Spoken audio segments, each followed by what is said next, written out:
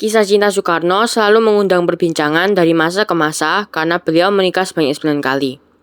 Istri pertamanya adalah Siti Otari Cokroaminoto yang dinikahinya pada tahun 1921 di Surabaya. Setelah menikah, keduanya memutuskan pindah ke Bandung, Jawa Barat. Hal inilah yang membawa Soekarno bertemu dengan Inggit Garnasih, ibu kosnya. Saat itu, Inggit masih terikat pernikahan dengan Haji Sanusi, seorang pengusaha yang aktif di Syarikat Islam. Sedangkan Soekarno datang sebagai anak kos yang menempuh pendidikan di universitas yang sekarang dikenal sebagai ITB. Dengan berjalannya waktu, Soekarno dan Inggit menjadi akrab dan jatuh cinta.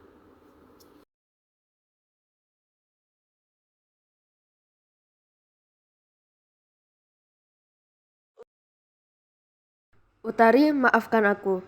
Aku mau berterus terang. Sebenarnya aku merasa hubungan kita serasa seperti hubungan adik kakak. Aku sayang kepadamu, tetapi aku tidak bisa memungkiri bahwa hatiku telah jatuh cinta ke wanita lain.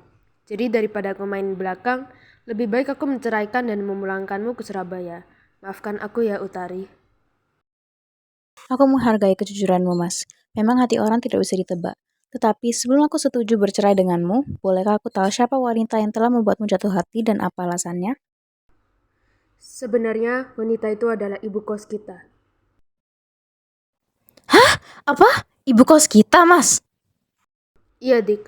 Aku telah jatuh cinta kepadanya karena meskipun ia lebih tua 13 tahun dariku, tetapi sosoknya dapat membimbing dan mengimbangi diriku. Lalu bagaimana dengan bapak kos kita, Haji Sunasi? Mereka berdua juga sudah setuju untuk bercerai, karena Pak Haji merasa bersalah telah membuat Bu Inggit kesepian karena jarang pulang, sibuk dengan urusan Partai Serikat Islam. Kalau memang sudah begitu, aku juga tidak ingin menghalangi kalian berdua. Tolong pulangkan aku ke rumah orang tuaku di Surabaya dan ceraikan aku baik-baik. Terima kasih atas pengertianmu, Dik. Semoga kau menemukan pengganti yang lebih baik dari diriku.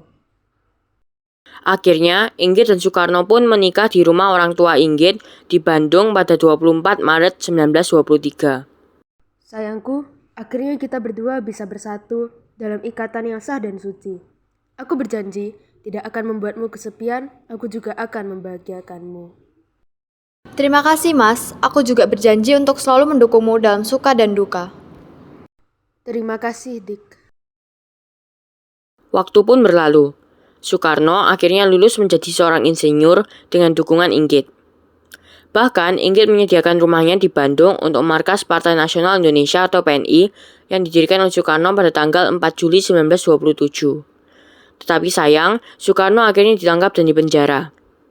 Selama dalam penjara, Inggit berperan sebagai perantara agar suaminya dapat terus berhubungan dengan para aktivis pergerakan nasional lainnya dan mengetahui perkembangan politik di luar penjara. Selamat pagi, Pak Sipir. Saya ingin mengunjungi suami saya. Bolehkah saya masuk sekarang? Maaf Bu, tetapi ini belum waktunya jam berkunjung. Ibu harus menunggu 2 jam lagi. Saya mohon, Pak, tidak bisakah Bapak memberikan kelonggaran kepada saya? Selama suami saya di penjara, saya harus mencari nafkah sendirian.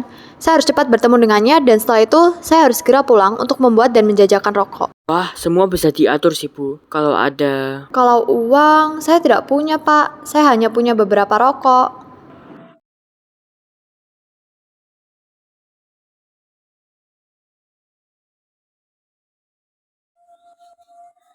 Ya, bolehlah Bu. Tetapi jangan lama-lama ya ketemunya. Saya beri waktu 10 menit saja.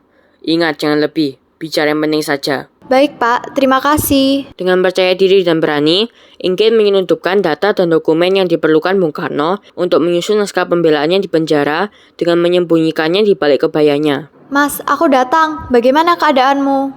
Inggit, aku senang bisa berjumpa denganmu lagi. Tetapi aku juga merasa bersalah karena tidak bisa menjalankan tugas sebagai kepala keluarga dalam mencari nafkah. Tidak apa-apa, Mas. Semua pekerjaan akan aku lakukan asalkan bisa mendukungmu. Belakangan ini, aku membuat bedak, menjadi agen sabun cuci, menjahit pakaian, bahkan aku membuat dan menjual rokok. Maafkan aku, Dik. Selalu membuatmu susah. Jangan berkata seperti itu, Mas. Pikirkan saja bagaimana draft pembelaanmu. Ini dokumen yang diperlukan. Terima kasih, Inggit. Tetap setia mendampingiku di saat seperti ini.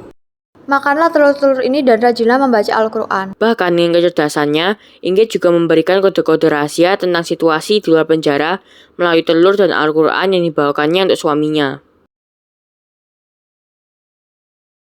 Iya mas, aku pulang dulu ya. Waktu berkunjung 10 menit telah habis. Hati-hati di jalan, Inggit.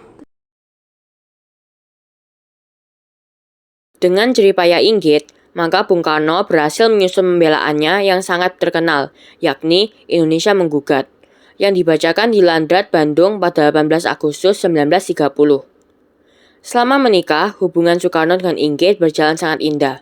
Tetapi, cobaan berat akhirnya menimpa mereka berdua saat Soekarno sedang menjalani masa pembuangan ke ND Flores pada 1933 ketika sang proklamator bertemu dengan wanita lain, yaitu Fatmawati, atau ibu mantan Presiden Megawati.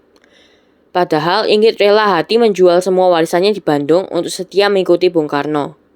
Tetapi setelah bebas pada 1942, Bung Karno meminta izin pada Inggit untuk menikahi Fatmawati. Inggit, aku ingin berterus terang kepadamu. Di usiaku yang sekarang ini, aku mendambakan seorang keturunan yang asli dari darah dagingku sendiri. Memang kita sudah memiliki anak angkat, tetapi dalam hatiku yang paling dalam, aku tetap ingin menggendong darah dagingku sendiri. Maafkan aku mas yang tidak bisa memberikan keturunan untukmu. Tidak apa-apa, Inggit. Sebenarnya aku sangat sayang kepadamu. Jadi, aku ingin mengusulkan Fatmawati sebagai istri keduaku agar bisa meneruskan garis keturunanku. Aku tidak ingin menceraikanmu karena kamu sudah sangat berjasa mendukungku selama ini. Maksud mas bagaimana? Maksudku, aku minta izin untuk berpoligami. Percayalah padaku, aku akan berusaha adil kepadamu dan Fatmawati. Semuanya rela aku lakukan untukmu mas, asalkan jangan memintaku untuk dimadu. Aku tidak sanggup mas, lebih baik kita bercerai baik-baik. Maafkan aku, Inggit. Aku telah mengecewakanmu dan membuatmu bersedih.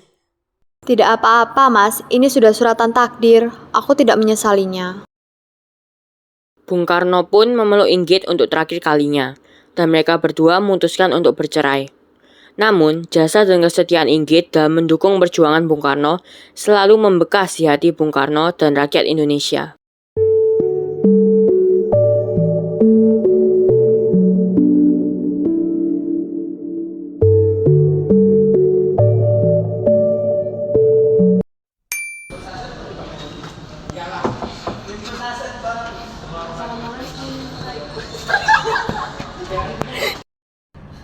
Utari, maafkan aku.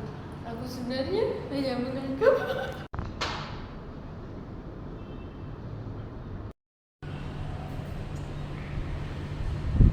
Sayangku, akhirnya kita berdua bisa bersatu. Inggit, akhirnya kita bersatu.